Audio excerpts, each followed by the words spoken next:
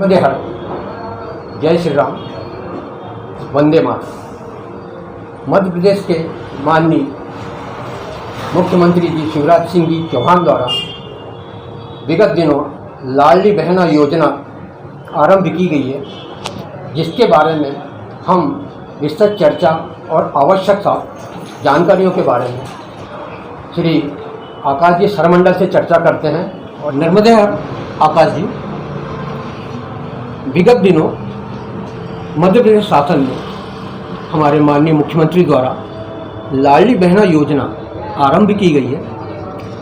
इसके बारे में आप जिले के मास्टर ट्रेनर हैं, आपको अधिक जानकारियां भी प्राप्त हैं और आप इसको विस्तृत रूप से हमें बताइए और समझाइए, ताकि इसका लाभ जन जन तक, महिलाओं तक, मातृशक्ति तक पहुंच सके और मध्य प्रदेश शासन की इस योजना का माननीय मुख्यमंत्री द्वारा जो चालू की गई, लागू की है, इसका लाभ प्राप्त कर सकें। पहला तो यह है कि मुख्यमंत्री द्वारा इसका उद्देश्य क्या है। नर्मदे हर, जैसा कि आप ये जानना चाहते हैं कि इस योजना का मुख्य उद्देश्य क्या है, मध्य प्रदेश के मुख्यमंत्री माननीय श्री शिवराज जी चौहान की ये महत्वाकांक्षा थी कि हमारे समाज में जितनी महिलाएं हैं वो महिलाएं कम से कम आर्थिक रूप से इतनी सक्षम हो कि वो अपने बच्चों के पोषण पे ध्यान दे सके, या परिवार में जो भी निर्णय लिए जाते हैं उसमें उनकी प्रभावी भूमिकाएं हों। इसलिए उन्होंने ये योजना लागू की है कि छोटे छोटे काम के लिए उनको घर में किसी का मुंह नहीं देखना पड़े कि मुझे इतने ज़रूरत है तो वो दूसरे से मांगे। इसलिए उन्होंने इस योजना को लागू किया है और ये बहुत ही महत्वाकांक्षी योजना है। और इस योजना को अभी पूरे ज़िले में बहुत ही व्यापक रूप से पूरा सरकारी अमला लगा हुआ है कि ये योजना का लाभ अधिकांश महिलाओं को मिल सके। एक इसमें सबसे पहली बात आती है कि क्या पात्रता की शर्तें हैं कैसे, या इसमें कौन पात्र हो सकता है जिस पात्रता धारण करने के लिए। देखिए, मैं इसमें पात्रता की शर्तें जो निर्धारित की गई है वो ये है कि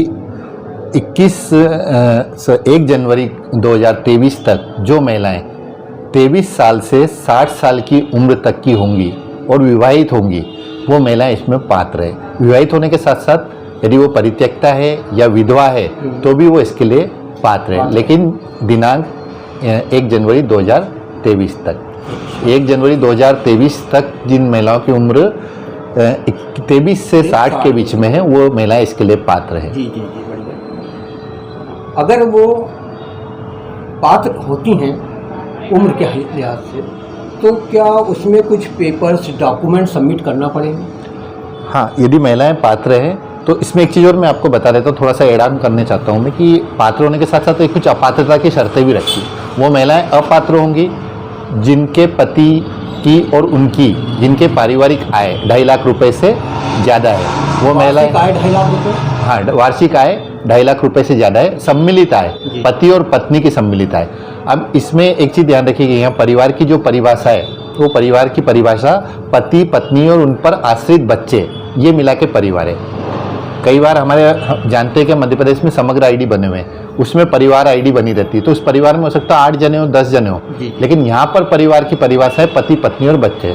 एक सिंपल सा उदाहरण ले लेता हूँ कि एक आदमी है, एक उनकी पत्नी है और समग्र में, और उनके 2 बच्चे समग्र आईडी में जो सब परिवार आईडी में जुड़े हुए हैं, और उन 2 बच्चों की वाइफ है वो भी जुड़ी हुई है। तो यहाँ पे 3 परिवार हो गए। पहले पिताजी, उनके वाइफ, एक परिवार हो गया, उनके एक बच्चा, उसकी पत्नी, और दूसरा बच्चा उनकी पत्नी, ये सब 3 परिवार अलग अलग हो जाएंगे।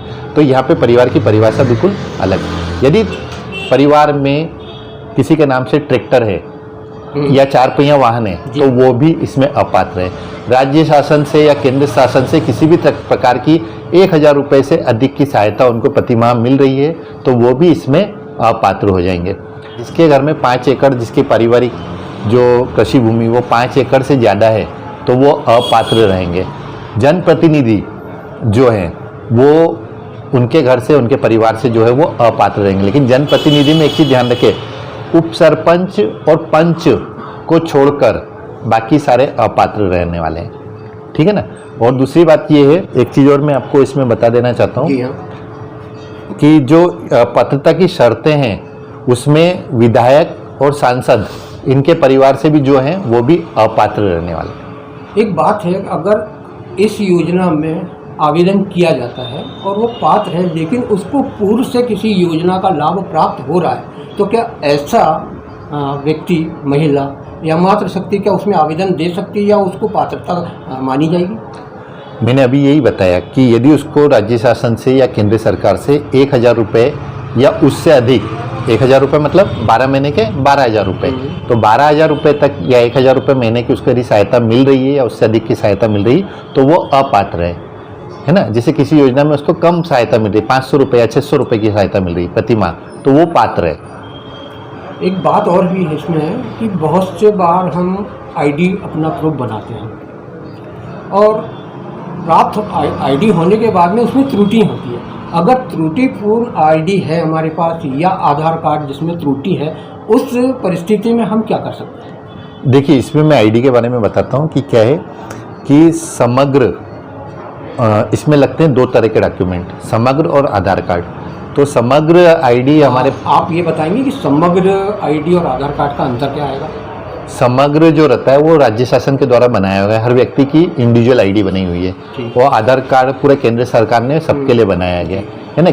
आधार कार्ड बायोमेट्रिक भी होता है, समग्र आईडी बायोमेट्रिक नहीं होता। अब इसके डिफरेंसेस में जाएंगे तो काफ़ी सारे डिफरेंसेस हैं, लेकिन इसमें आप ये ध्यान रखें कि सबसे पहले मैं आपको स्टेप बाय स्टेप बताता हूँ कि सबसे पहले यदि कोई महिला आवेदन करना चाहती है इसमें, तो वो आवेदन के पहले उसको क्या तैयारी कर लेनी चाहिए कि यदि उसका, देखिए, यदि कोई महिला आवेदन करना चाहती है तो आवेदन जो स्टार्ट होने वाले हैं वो तो आगे से 25 तारीख से स्टार्ट होने वाले हैं, 25 मार्च से। इसके पहले उनको जो तैयारियां करनी है वो क्या तैयारी करनी है, तो उसमें सबसे पहली बात आती है कि उनके पास में समग्र आईडी है या नहीं है। देखिए, समग्र आईडी यदि नहीं हो तो ग्राम पंचायत में जाके समग्र आईडी बनवा लेना है, ठीक है। अब कई महिलाएं ऐसी होती जिनकी अभी अभी शादी हुई, 2 महीने, 4 महीने, 6 महीने, 8 महीने में, उनका समग्र आईडी उनके मायके का है, तो उनको क्या करना है कि वो वहाँ से, जहाँ मायके में, वहाँ से समग्र आईडी अपना हटवा ले और यहाँ पर आकर अपने परिवार में अपनी आईडी जुड़वा ले। उसके लिए उनको ग्राम पंचायत में जाना पड़ेगा, नगर परिषद या नगर पालिका जहाँ भी वो रहती है वहाँ जाना पड़ेगा और वहाँ जाकर अपना समग्र आईडी जुड़वाना पड़ेगा। अब समग्र आईडी है तो क्या करना है, क्वेश्चन ये आता है। यदि आपका समग्र आईडी है, परिवार के साथ जुड़ा हुआ है, तो उसमें क्या करना है आपको कि समग्र में ई-केवाईसी करवाना है। ई-केवाईसी मतलब उसको आधार से लिंक करवाना है, आधार इनेबल्ड करवाना है उसको, समग्र आईडी को, ठीक है। अब इस स्थिति में क्या होता है, ई-केवाईसी करवाना है तो कहाँ करवाना है? अब ये ई-केवाईसी जहाँ करवाना है वहाँ पे जो है MP ऑनलाइन से करवा सकते हैं, CSC से करवा सकते हैं, CSC मतलब कॉमन सर्विस सेंटर, LSK से करवा सकते हैं, लोक सेवा केंद्र जहाँ पे हैं वहाँ से करवा सकते हैं, या फिर वो ग्राम पंचायत में जाके करवा सकते हैं, या यदि थोड़ा बहुत कंप्यूटर आता है तो स्वयं भी अपने ऑनलाइन समग्र की वेबसाइट खोलकर उस पर वो कर सकते हैं। ये ई-केवाईसी जो करवाना है ये पूरी तरह से निःशुल्क है, भले आप MP ऑनलाइन में जाएँ या आप CSC पे जाएँ या LSK पे जाएँ, वहाँ पर आपको कोई रुपया, कोई पैसा देने की ज़रूरत नहीं है, ठीक है। बहुत अच्छी बात बताई आकाश जी आपने। पात्रता की शर्तें हमको बता दी, डॉक्यूमेंट्स क्या क्या लगेंगे, समग्र आईडी के बारे में जानकारी दी आपने, आधार कार्ड के बारे में भी हमें थोड़ी सी जानकारी प्राप्त है। लेकिन एक बात है कि अगर ये सारी चीज़ें हमारे पास हैं और हम आवेदन करते हैं तो क्या हमारे पास ये पैसा किस तरह आएगा, या क्या हमें बैंक में जाना पड़ेगा या हमें बैंक में खाता खोलना पड़ेगा? हाँ, ये बहुत अच्छा प्रश्न किया है। इस प्रश्न को बहुत अच्छे से समझना ज़रूरी है कि यदि आपने पैसा आना है तो उसके लिए क्या है कि आधार कार्ड जो आपका है, उस एक चीज़ और भी मैं आपको पहले से थोड़ा सा इसमें और जोड़ देना चाहता हूँ कि आधार कार्ड में त्रुटि नहीं होना चाहिए। यदि आधार कार्ड में गलती है तो उसको आप ठीक करवाएं। ये कहाँ पर हो सकती है? आधार केंद्र जगह जगह बने हुए हैं, आधार केंद्रों पे जाके आधार कार्ड ठीक करवा लें। और अभी हर जिलों में लगभग सभी जगह शिविर चल रहे हैं, तो उन शिविर में इंडिया पोस्ट पेमेंट बैंक के जो कर्मचारी हैं वो लोग भी बैठे हुए हैं और वो लोग भी आधार में करेक्शन, मोबाइल अपडेट वगैरह कर देते हैं, तो आप मोबाइल अपडेट उनसे करवा सकते हैं। और दूसरी बात ये है कि यदि ज़्यादा कुछ प्रॉब्लम है, जैसे जेंडर की प्रॉब्लम है उसमें, या फिर उसमें नाम में कोई त्रुटि है या और कोई भी त्रुटि है, जन्म दिनांक में कोई त्रुटि है, तो उसको आप ठीक करवा लें। कोशिश करें कि समग्र में जो डाटा है वो और आधार में जो डाटा है वो दोनों सेम हो। एक बहुत इंपॉर्टेंट चीज़ मैं आपको बता रहा हूँ, वो इम्पॉर्टेंट बात ये है कि मोबाइल नंबर आपका जो आधार में डला हुआ है वो समग्र में हो तो अच्छी बात है, लेकिन कई बार क्या होता है कि हम समग्र में अलग मोबाइल नंबर डलवा रखा है और आधार में कोई दूसरा मोबाइल नंबर डलवा रखा है। कोई बात नहीं, यदि अलग अलग मोबाइल नंबर है तो भी चलेगा, लेकिन मोबाइल दोनों एक्टिव होना चाहिए। और जब महिला आवेदन करने जाएगी उस समय उसको दोनों मोबाइल लेके जाना पड़ेगा, क्योंकि दो बार दोनों के OTP आएंगे, समग्र का भी OTP आएगा, आधार का भी OTP आएगा, इसलिए उसको मोबाइल अपने पास में रखना जरूरी है। और आवेदन करते समय एक चीज़ और भी ध्यान रखना, जब आवेदन करने जाएंगे, जब 25 तारीख से आवेदन होंगे तब उस समय महिला को स्वयं जाके आवेदन करना जरूरी है। जैसे हम लोग आधार कार्ड बनवाने जाते हैं ना, तो उसमें फोटो आता है हमारा, सामने बैठ के फोटो खींचते हैं, उसी टाइप से इसमें भी फोटो आएगा, सामने बैठ के फोटो खींचा जाएगा। इसलिए महिला को स्वयं वहाँ पे जाकर उपस्थित होना जरूरी है। अब आपका जो क्वेश्चन था, प्रश्न था कि पैसा किस तरीके से आएगा, जी जी, तो आधार कार्ड, मेरा तो एक प्रश्न ये है कि पैसा किस तरह से आएगा, या पूर्व से अगर खाते में पैसा शासन द्वारा डाला जाएगा तो जिन लोगों के बैंक अकाउंट्स खुले हुए हैं पूर्व से, क्या वो खाते मान्य होंगे, या इस योजना के लिए अलग से खाते खोलने होंगे? ठीक है, बहुत जेन्युइन क्वेश्चन है। देखिए, मैं आपको बता देता हूँ कि कोई भी महिला के साथ में दो स्थिति होगी, या तो खाता है या नहीं है। नहीं है तो सीधे वो खाता खुलवाए सबसे पहले जाके, है ना। क्या इसके लिए कोई निर्धारित बैंकें होंगी? नहीं, इसके लिए वो किसी भी बैंक में कहीं भी खाता खुलवा सकती है। सरकार ये सुविधा भी कर रही है कई जगह कि इंडिया पोस्ट पेमेंट बैंक वाले वहीं पे अकाउंट भी खोल रहे हैं, और वो किसी भी नेशनलाइज बैंक में या प्राइवेट बैंक में जाके अपना खाता खुलवा सकती है, मतलब आधार के थ्रू। किसी भी जगह आपका खाता हो सकता है बैंक में, और हाँ, वो मान्य रहेगा, हाँ, हर बैंक का खाता। हाँ, और वो आधार इनेबल्ड होना चाहिए, इसको DBT इनेबल्ड होना चाहिए, जिसको बोलते हैं हम डायरेक्ट बेनिफिट ट्रांसफर जो होता है, DBT इनेबल्ड अकाउंट होना चाहिए। जो IPPB वाले, इंडिया पोस्ट पेमेंट बैंक वाले अकाउंट खोल रहे हैं, वो वहीं के वहीं DBT इनेबल्ड आधार लिंक्ड खाता ओपन कर रहे हैं। और यदि नहीं आपको वहाँ खुलवाना है, आपकी चॉइस की किसी बैंक में जाके खुलवाना है, तो आप बैंक में जाके वो अकाउंट खुलवा सकते हैं, और उसको DBT इनेबल जरूर करवाना है। मतलब क्योंकि आवेदन की पात्रता के लिए बैंक में खाता होना आवश्यक है। बैंक में खाता इंडिविजुअल होना जरूरी है। यदि ज्वाइंट अकाउंट है तो भी उसको, तो आपको इंडिविजुअल खुलवाना पड़ेगा। किसी, यदि आपका पति के साथ में अकाउंट है तो आप उसको नहीं देंगे वो नंबर, आपको इंडिविजुअल अकाउंट खुलवाना पड़ेगा। दूसरी बात मैं बता रहा था, DBT इनेबल्ड होना जरूरी है। वो अकाउंट DBT इनेबल क्या चीज़ होती है? Direct benefit transfer. उसके लिए एक फॉर्म आता है, यदि आपका अकाउंट है, आधार लिंक्ड है, तो भी आप बैंक में जाके वो फॉर्म जमा करेंगे तो बैंक वाले उसको DBT इनेबल्ड कर देंगे।